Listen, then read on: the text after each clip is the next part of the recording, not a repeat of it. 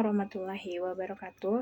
Perkenalkan, nama saya Irni Aryani dengan NIM 2330811104. Di sini saya akan memenuhi tugas EAS atau evaluasi akhir semester Pendidikan Pancasila dengan dosen pengampun Ibu Heriska. Di sini saya akan mempresentasikan yang bertema tantangan dalam menjaga nilai-nilai Pancasila. Apa itu Pancasila? Pengertian Pancasila menurut beberapa tokoh sejarah dan ahli. Pancasila adalah dasar negara dan ideologi Indonesia yang menjadi landasan dalam pembangunan dan kehidupan berbangsa dan bernegara. Pengertian Pancasila telah didefinisikan oleh berbagai tokoh sejarah dan ahli yang memberikan pemahaman yang beragam, namun tetap mencerminkan nilai-nilai dasar yang terkandung di dalamnya. Yang pertama itu ada Insinyur Soekarno. Soekarno, proklamator Republik Indonesia yang juga merupakan Bapak Proklamasi, memberikan pemahaman yang mendalam tentang Pancasila. Menurut Soekarno, Pancasila adalah filosofi hidup bangsa Indonesia yang terdiri dari 5 sila, yaitu ketuhanan yang Maha Esa, kemanusiaan yang adil dan beradab, persatuan Indonesia, kerakyatan yang dipimpin oleh hikmat kebijaksanaan dan permusyawaratan perwakilan dan keadilan sosial bagi seluruh rakyat Indonesia. Ia menjelaskan bahwa Pancasila bukan hanya sekedar dasar negara, tetapi juga merupakan panduan moral yang harus dijadikan pedoman dalam kehidupan berbangsa dan bernegara. Adapun menurut Muhammad Yamin, menurut beliau, Pancasila adalah rumusan yang menggambarkan cita-cita dan tujuan perjuangan bangsa Indonesia. Ia menekankan bahwa Pancasila memiliki arti mendalam, yaitu menjunjung tinggi hak asasi manusia, keadilan sosial, persatuan, dan kesatuan bangsa. Bagi beliau, Pancasila adalah cerminan dari semangat perjuangan kemerdekaan yang harus terus dijaga dan diperjuangkan oleh seluruh rakyat Indonesia. Dan ada pula menurut Ali Sastromidjo, seorang ahli hukum dan diplomat Indonesia, memberikan pengertian Pancasila yang lebih berfokus pada aspek politik. Menurutnya, Pancasila adalah landasan dan sumber hukum tertinggi di Indonesia. Ia menganggap Pancasila sebagai konstitusi yang bersifat fleksibel dan dapat menyesuaikan dengan perkembangan zaman. Ia juga menekankan bahwa Pancasila adalah landasan bagi pembentukan lembaga-lembaga negara dan sistem pemerintahan yang berkeadilan. Ada dari Dr. Radziman Wedyodiningrat, salah seorang tokoh pergerakan nasional dan perumus pertama Pancasila, memberikan pemahaman Pancasila dari sudut pandang historis. Baginya, Pancasila adalah hasil sintesis nilai-nilai budaya Indonesia dan konsep-konsep perjuangan nasional yang terbentuk selama ribuan tahun. Ia menggambarkan Pancasila sebagai suatu ideologi yang mencerminkan kepribadian dan identitas bangsa Indonesia yang mencakup keberagaman dan keadilan. Nilai dasar Pancasila. Pengertian nilai dasar Pancasila merupakan hakikat ataupun sifat dari pelajaran Pancasila yang bersifat universal, sehingga nilai-nilai inti tersebut meliputi cita-cita, tujuan, dan nilai-nilai luhur yang sejati. Nilai-nilai dasar tersebut tertuang dalam pembukaan Undang-Undang Dasar 1945 yang meliputi nilai-nilai inti ideologi Pancasila. Pembukaan Undang-Undang Dasar 1945 merupakan norma dasar yang merupakan tatanan hukum tertinggi sebagai sumber hukum positif, sehingga norma dasar atau aturan negara. Soekarno lah yang pertama kali menyebut Pancasila untuk membangkitkan 5 pokok dasar negara pada sidang BPUPKI. Nama ini diberikan oleh Soekarno atas saran seorang ahli bahasa, sebagaimana ditetapkan oleh para pendiri dan pembentuk negara. Tujuan utama pembangunan Pancasila adalah dasar negara. Oleh karena itu, fungsi pokok Pancasila adalah sebagai dasar negara. Setiap negara dibangun di atas filosofi tertentu. Filosofi adalah pengejawatahan atau pencerminan cita-cita dan kepribadian suatu bangsa. Filosofi setiap negara tergantung pada cita-cita, jiwa, perspektif, dan idealismenya. Dapat dikatakan bahwa dasar bangsa adalah landasan filosofis suatu landasan filosofis bangsa. Filosofi suatu bangsa merupakan pedoman, cara berpikir, cara pandang, dan nilai-nilai setiap bangsa dan rakyat. Dan pemahaman tentang suatu bangsa mencerminkan watak dan individualitas masyarakatnya. Sulit untuk sepenuhnya meniru filosofi negara lain, karena satu negara memiliki kepribadian dan kepribadian yang berbeda. Menurut Profesor Noto Nagoro, jadi 3 bagian, yakni nilai material, yaitu segala sesuatu yang berguna bagi seluruh manusia, layak hidup yang berguna bagi manusia untuk dapat melakukan aktivitas, dan nilai spiritual yang menunjukkan segala sesuatu yang berguna bagi spiritualitas manusia. Nilai spiritual ini dapat dibagi menjadi 4. Nilai kebenaran bersumber dari unsur akal manusia, nilai keindahan yang muncul dari unsur rasa keindahan manusia, nilai kebaikan atau nilai moral yang berakar pada unsur kemanusiaan atau orang-orang dari semua dimensi. Dan yang terakhir, nilai religius, yaitu nilai-nilai ketuhanan, nilai-nilai spiritual yang tinggi dan mutlak. Nilai-nilai agama ini berakar pada keyakinan atau keyakinan manusia. Nilai Pancasila sebagai dasar negara terletak pada posisinya sebagai sumber dari segala sumber hukum provinsi atau daerah di Indonesia. Sebagai sumber segala hukum, nilai-nilai Pancasila menjadi pedoman hidup, kesadaran, cita-cita hukum, dan cita-cita moral. Ini berlaku untuk semua bidang kehidupan. Nilai-nilai Pancasila sebagai dasar negara tercantum dalam pembukaan Undang-Undang Dasar 1945. Pembukaan Undang-Undang Dasar 1945 memuat nilai-nilai Pancasila dan memuat 4 pokok pikiran. 4 perspektif utama tersebut adalah menyempurnakan sila Pancasila sebagai berikut. Yang pertama, keyakinan besar menyatakan bahwa negara Indonesia adalah negara kesatuan, yaitu negara yang melindungi Indonesia seluruhnya dan tanah air Indonesia sepenuhnya, dan mengalahkan perseorangan dan kelompok. Ini adalah pemurnian dari sila ketiga Pancasila. Yang kedua, menyatakan bahwa negara ingin mewujudkan keadilan sosial bagi seluruh rakyat Indonesia.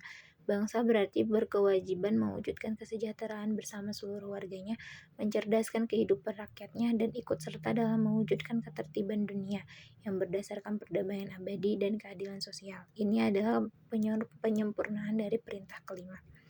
Dan yang ketiga, menyatakan bahwa negara berdaulat berdasarkan demokrasi dan musyawarah atau perwakilan. Pandangan ini menunjukkan bahwa Indonesia adalah negara demokrasi. Ini adalah penyempurnaan dari perintah keempat. Dan yang keempat, menyatakan bahwa bangsa didasarkan pada satu Tuhan menurut kemanusiaan yang adil dan beradab. Ide dasar ini berarti bahwa negara Indonesia mendukung nilai-nilai kemanusiaan dan agama dalam kehidupan bermasyarakat dan berbangsa. Ini adalah penyempurnaan dari perintah pertama dan kedua, dan keempat poin utama ini adalah fondasi dasar berdirinya suatu bangsa. Selain itu, keempatnya akan diimplementasikan dalam bentuk ketentuan Undang-Undang Dasar 1945. Nilai dasar Pancasila yaitu ketuhanan yang Maha Esa, kemanusiaan yang adil dan beradab, persatuan Indonesia, kerakyatan yang dipimpin oleh hikmat kebijaksanaan dalam permusyawaratan perwakilan, dan yang kelima, keadilan sosial bagi seluruh rakyat Indonesia. Apa tantangan penerapan Pancasila pada era globalisasi? Globalisasi dapat menimbulkan berbagai tantangan pada penerapan nilai-nilai Pancasila. Menurut Mahmudin dan Dahlia dalam Pendidikan dan Pembinaan Ideologi Pancasila 2022, terdapat 7 tantangan Pancasila di era globalisasi. Tantangan tersebut berkaitan dengan meningkatnya individualisme, kosmopolitanisme, hingga radikalisme. Selain 7 hal yang disebutkan Mahmudin dan Dahlia, ada banyak tantangan penerapan Pancasila pada era globalisasi. Berikut ini 10 tantangan Pancasila di era globalisasi. Yang pertama, ada menguatnya individualisme. Pada era globalisasi, paham-paham terkait individualisme semakin meningkat. Hal ini sering dengan meningkatnya kemudahan pemenuhan kebutuhan yang tak lagi harus dilakukan secara fisik. Sebagai contoh, dewasa ini bekerja, berbelanja, bahkan bersekolah sudah marak dilakukan secara virtual tanpa interaksi manusia secara fisik. Kondisi semacam ini semakin memperkuat paham individualisme. Paham individualisme sendiri bisa jadi melunturkan nilai-nilai Pancasila, menganut keyakinan bahwa manusia adalah makhluk sosial. Hal ini tertuang pada sila kedua tentang kemanusiaan dan sila ketiga tentang kebangsaan. Dan yang kedua, maraknya kosmopolitanisme. Kosmopolitanisme adalah paham yang menganggap bahwa seluruh manusia merupakan anggota dari komunitas global. Paham ini memberi dampak positif untuk menekan diskriminasi dan isu rasial. Ketiga, meningkatnya fundamentalisme pasar. Fundamentalisme pasar adalah gagasan bahwa mekanisme pasar yaitu transaksi jual beli bukan hanya untuk memenuhi kebutuhan saja. Gagasan ini menilai bahwa mekanisme pasar adalah salah satu-satunya prinsip yang bisa mengendalikan kehidupan bermasyarakat. Sisi baiknya, fundamentalisme pasar dapat meningkatkan kemajuan ekonomi individu atau kelompok. Sayangnya, fundamentalisme pasar juga membuat masyarakat terus-menerus mengejar keuntungan. Keempat, meningkatnya dominasi sistem hukum modern. Tantangan Pancasila di era globalisasi lainnya adalah meluasnya pandangan tentang hukum modern.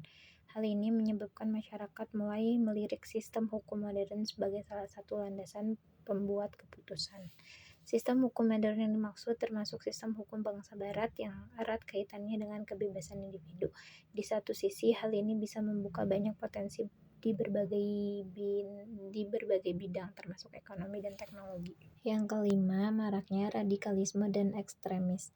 Masifnya pertukaran informasi selama era globalisasi ikut menjembatani penyebaran ideologi radikal dan ekstremis. Seperti yang diketahui, radikalisme dan ekstremis adalah dua hal yang bertentangan dalam Pancasila. Keduanya membuat individu atau kelompok menjadi condong terhadap paham tertentu sehingga memaksa orang lain untuk setuju dengan mereka. Ini tentu bertentangan dengan sila kedua tentang kemanusiaan dan sila ketiga tentang keadilan sosial. Yang keenam, maraknya intoleransi. Intoleransi adalah sikap yang tidak memiliki tenggang rasa atau toleransi. Dikutip dari situs resmi Kementerian Pendidikan dan Kebudayaan, intoleransi dapat muncul sebagai diskriminasi, seksisme, dan rasisme. Yang ketujuh, mengabaikan Pancasila sebagai objek ilmu pengetahuan. Sayangnya, di era globalisasi ada banyak objek pengetahuan lain yang dinilai lebih penting untuk dipelajari daripada Pancasila. Akibatnya, banyak institusi pendidikan yang cenderung mengabaikan Pancasila sebagai objek ilmu pengetahuan. Yang kedelapan ada kemiskinan, yang kesembilan ada konflik sosial, dan yang kesepuluh ujaran kebencian. Ujaran kebencian di era globalisasi yang sangat syarat akan perkembangan teknologi, ujaran kebencian marak ditemukan, terutama di media sosial. Kebebasan berpendapat yang seharusnya mengarah ke debat logis berubah menjadi lontaran ejekan yang berdasarkan subjektivitas. Ujaran kebencian tersebut berisiko menimbulkan perpecahan antar masyarakat. Itu menjadi tantangan berat bagi Pancasila untuk tetap bersatu, selaras dengan sila ketiga Persatuan Indonesia. Cara menghadapi tantangan Pancasila di era globalisasi bisa dengan pertama, menanamkan nilai-nilai Pancasila di setiap aspek pendidikan di berbagai jenjang. Kedua, menetapkan regulasi yang mendukung nilai Pancasila, misalnya kebijakan menghapus monopoli pasar. Ketiga, mempromosikan sikap cinta tanah air dan bangsa dengan menunjukkan kekayaan dalam negeri, baik dari budaya, teknologi, dan sumber daya alam. 4. Mengidentifikasi kebenaran informasi sebelum mempercayai atau menyebarkannya. Dan yang kelima, meningkatkan partisipasi masyarakat dalam mengambil keputusan dan menjunjung tinggi demokrasi. Yang keenam, berinvestasi di sektor pendidikan, kesehatan, dan kesejahteraan lingkungan untuk menciptakan sumber daya manusia yang berkualitas dan mampu bersaing di era globalisasi. Ketujuh, mengutamakan keberlanjutan lingkungan dan memastikan kegiatan ekonomi tidak merusak lingkungan. Kedelapan, menyusun regulasi adil dan tidak menyengsarakan rakyat sesuai sila kelima keadilan sosial bagi seluruh rakyat Indonesia. Dan yang terakhir, membekali anak-anak dengan nilai-nilai Pancasila sehingga bisa menjadikannya bekal di era globalisasi. Kesimpulan yang dapat saya sampaikan, menjaga nilai-nilai dalam Pancasila membutuhkan upaya bersama dari berbagai pihak, termasuk pemerintah, masyarakat, lembaga pendidikan, dan pemangku pemerintah lainnya, untuk terus mempromosikan pemahaman yang benar dan mengamalkan nilai-nilai Pancasila dalam kehidupan sehari-hari. Mungkin sekian yang dapat, saya sampaikan, kurang dan lebihnya mohon dimaafkan. Wabillahi taufiq wal hidayah. Wassalamualaikum warahmatullahi wabarakatuh.